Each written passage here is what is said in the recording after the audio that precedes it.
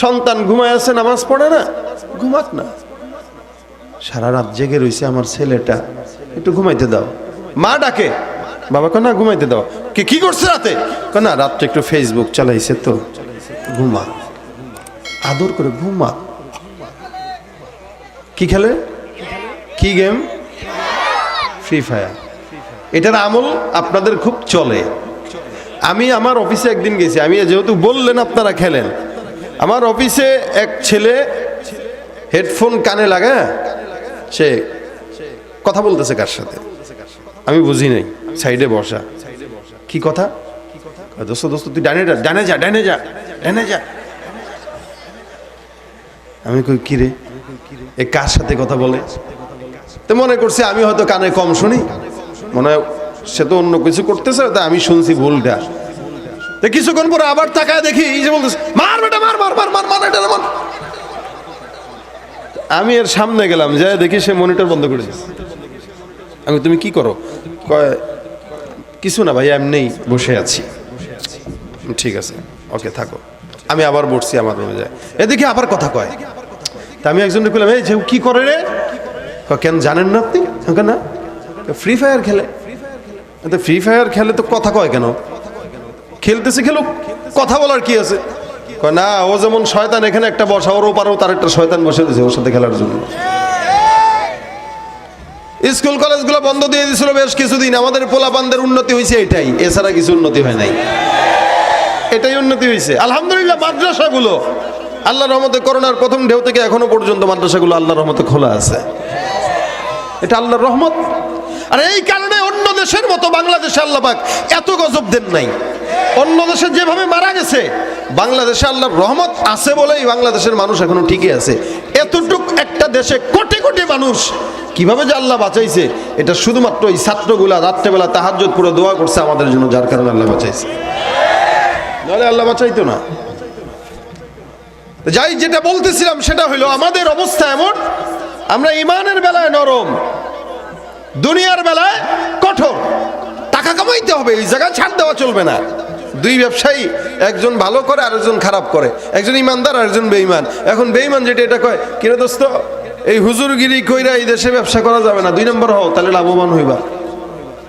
মানে এই জায়গায় সে কঠোর, টাকা কামাইতে হবে। কিন্তু ইসলামের বেলায় দাঁড়িয়ে রাখো না কেন? দৌড় বেটা রাখ, মনে বয়স হোক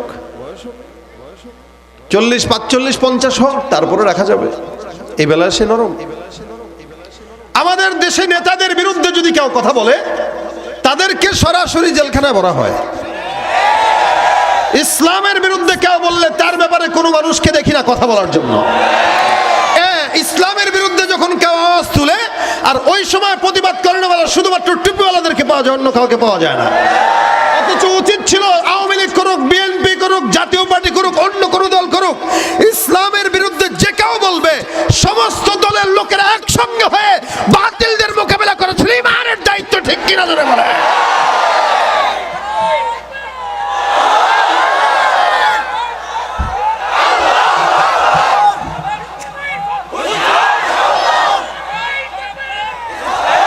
কি হবে নামাজ রোজা ইমানদারির বড়াই করে, যদি ওই খোদার কোরআন নর্দমাতে থাকে পড়ে।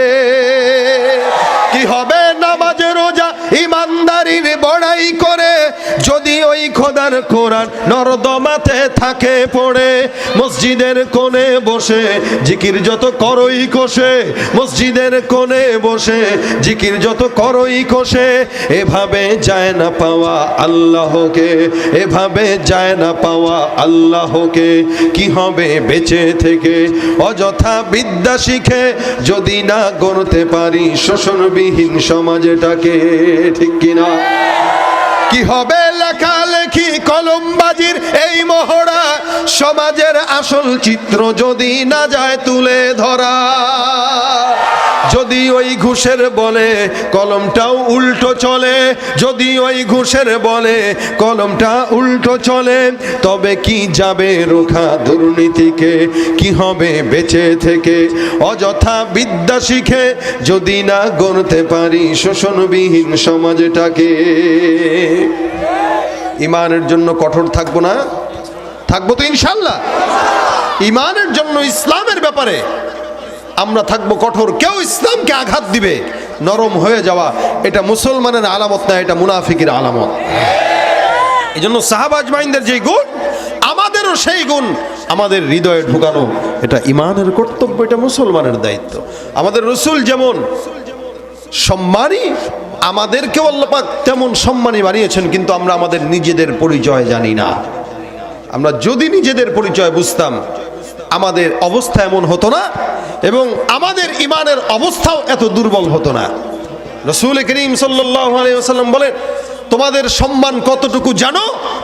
যতক্ষণ পর্যন্ত কোন নবীর তোমরা জান্নাতে না ঢুকবে, ততক্ষণ অন্য কোন নবীর উম্মতরা ঢুকতে পারবে না। এত দাম আল্লাহ পাক রব্বুল আলামিন আপনাকে আমাকে দিয়েছেন। এই জন্য আমরা এই ব্যাপারটায় কঠোর, যে আমি যেই দল করি সেটা আমার ব্যক্তিগত হিসাব, কিন্তু ইসলামের উপরে কেউ আঘাত দিবে, কটূক্তি করবে, দাড়ি সুন্নাহ অথবা কোরআন হাদিসের কোনো আয়াতের ব্যাপারে কেউ কটাক্ষ করবে, ওই সময় আমাদের কঠোরতা দেখায় দিতে হবে।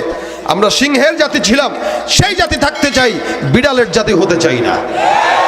এটা আমাদের পরিচয়।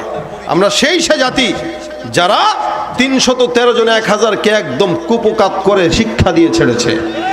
আমরা সেই জাতি যে আলী রাদিয়াল্লাহু তাআলা একাই একটা বিশাল বড় দরজার কপাট দিয়ে ইহুদি খ্রিস্টানদেরকে হামলা করে উনি ময়দানের ভিতর ওনার বীরত্বের পরিচয় দিয়েছে। আমরা সেই বীরের জাতি, সেই বীরের জাতি আমরা এখন আমাদের নিজেদের দোষে অসহায় হয়ে আছি। এই জন্য আমাদেরকে দুই একটা নাস্তিকরাও খোঁচা দেওয়ার দুঃসাহস দেখায়, কিন্তু পিঠ যখন দেয়ালে ঠেকে যায়, তখন নিজেদের পরিচয় মানুষের সামনে তুলে ধরাটাও একটা দায়িত্ব। আমরা কি? এটা আমাদের পরিচয়, আমরা মুসলমান, আমরা এই পরিচয় দিয়ে গর্ববোধ করি। সুতরাং কেউ যদি আমাদেরকে দুর্বল মনে করে, আমাদের দুর্বলতার সুযোগ নিতে চায়, তখন আমরাও আমাদের হুঙ্কার দেখাইতে পারি না। আল্লাযীনা মাআহু আশিদ্দাউ আলাল কুফফার, এই ব্যাপারে থাকবে কঠোর। সাহাবা একরাম যেমন কঠোর, আমরাও থাকবো কঠোর। তাহলে তাদের মতো ইমানদার আমাদেরকেও বলা যাবে। তারা রসুলকে দেখে ইমানদার, আর আমরা রসুল করিম সাল্লাল্লাহু আলাইহি ওয়াসাল্লামকে না দেখে ইমানদার। যার কারণে রসুল স্বয়ং নিজে আমাদেরকে বন্ধু বলে পরিচয় দিয়েছেন। আমরা কি রসুলের বন্ধু? আল্লাহ রসুল সাল্লাল্লাহু আলাইহি ওয়াসাল্লাম দামি হওয়ার কারণে আল্লাহ পাক রব্বুল আলামিন ইমানদারদেরকে দাম বানিয়েছেন। রাসূল করিম সাল্লাল্লাহু আলাইহি ওয়াসাল্লামের দামের কারণে আল্লাহ পাক রব্বুল আলামিন আমাদেরকেও দামি বানিয়েছেন। দুনিয়ার জমিনে এমন দামি উম্মত দুনিয়ার জিন্দেগিতে আর আসে নাই। আল্লাহ পাক রব্বুল আলামিনের হাবিব সাল্লাল্লাহু আলাইহি ওয়াসাল্লামকে যেমন দামি বানিয়েছেন, অন্য কোন নবীকে আল্লাহ পাক এত দামি বানান নাই। যার কারণে রাসূলও দামি, যার কারণে রাসূলের উম্মতদেরকেও আল্লাহ পাক রব্বুল আলামিন দামি বানিয়ে দিয়েছেন। রাসূলের সঙ্গে যারা মিশছেন তারাও দামি হয়ে গেছেন। মক্কার তো দাম আল্লাহ পাক রব্বুল আলামিন রাসূল করিম সাল্লাল্লাহু আলাইহি ওয়াসাল্লামের কারণে বাড়িয়ে দিয়েছেন। মদিনার দাম আল্লাহ পাক রব্বুল আলামিন রাসূলের কারণে দাম বানিয়েছেন। মদিনা কে চিনতো, কে মদিনায় যাইতো, কিন্তু রাসূল করিম সাল্লাল্লাহু আলাইহি ওয়াসাল্লামের কবর মোবারক ওই জায়গায় থাকার কারণে, রওজা মোবারক ওই জায়গায় থাকার কারণে গোটা মদিনা শহরের দাম আল্লাহ পাক রব্বুল আলামিন বাড়িয়েছেন। যার কারণে লক্ষ লক্ষ টাকা খরচ করে সারা বিশ্ব থেকে মুসলমানরা মদিনায় যাওয়ার কারণ শুধু একমাত্র মুহাম্মদুর রাসূলুল্লাহ। এ ভাইরা আমার, খুব বুঝবেন দিল দিয়ে, আল্লাহ পাক রব্বুল আলামিন আমাদেরকে সেই নবীর উম্মত বানিয়েছেন। আমরা শেষ নবীর উম্মত। আল্লাহ পাক রব্বুল আলামিন আমাদের ভিতরে ঈমানের হুঙ্কার দিয়েছেন। আল্লাহ পাক আমাদেরকে ঈমান দিয়েছেন। রাসূল করিম সাল্লাল্লাহু আলাইহি ওয়াসাল্লাম বলেন, ঈমান যদি কারো দিলের ভিতরে না থাকে তার কোনো দাম নাই। আল্লাহ রাসূল বলেন, আলা ইন্না ফিল জাসাদি লামুদগাতান ইযা সালাহাত সালাহাল জাসাদু কুল্লুহু ওয়া ইযা ফাসাদাত ফাসাদাল জাসাদু কুল্লুহু আলা ওয়াহিয়াল কলব। প্রত্যেকটা মুসলমানের অন্তর আছে, এটার ভিতরেই থাকে ঈমান। হালাওয়াতে ঈমানটা বান্দা অন্তর থেকে পায়। হে মুসলমান ভাইরা আমার, আল্লাহ পাক রব্বুল আলামিন বান্দাকে ঈমানের হালাওয়াত দান করলেন। এটা বান্দার কলবের ভিতরে থাকে ঈমান। রাসূল করিম সাল্লাল্লাহু আলাইহি ওয়াসাল্লাম বলেন, ঈমানটা মাঝে মাঝে বাড়ে আর কমে। আল ঈমান হুয়া ইয়াজিদু ওয়া ইয়ানকুসু কখনো কখনো মুমিনের ঈমান বেড়ে যায়, কখনো কখনো আবার কমে যায়। এটার ব্যাখ্যা হলো ঈমানটা বাড়ে আবার কমে কেমনে? আল্লাহ রাসূল সাল্লাল্লাহু আলাইহি ওয়াসাল্লাম যেই কথা বললেন এটা কেমনে হইল? এ মুসলমান, যখন কোনো মানুষে লাইট জ্বালায়, লাইটের ভিতরে যদি ভোল্টেজ বেশি থাকে তাহলে লাইটের আলো বেশি পাওয়া যায়। কখনো কখনো ভোল্টেজ কম থাকার কারণে আলোটা আবার নিভু নিভু হয়ে যায়।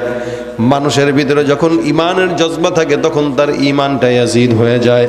আর যখন আস্তে আস্তে গুনাহ করার কারণে বান্দার অন্তরটা খারাপ হয়ে যায়, অন্তর খারাপ হওয়ার পাশাপাশি বান্দার ঈমানের নূর আল্লাহ পাক রব্বুল আলামিন কমায় দেন।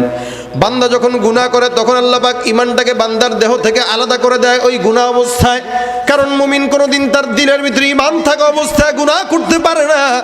মুমিন যখন গুনাহ করে তখন তার কলবের ভিতরে ঈমান অবশিষ্ট থাকে না। মুমিনের গুনাহ শেষ হয়ে যায় তখন আবার কলবের ভিতরে ঈমান চলে আসে।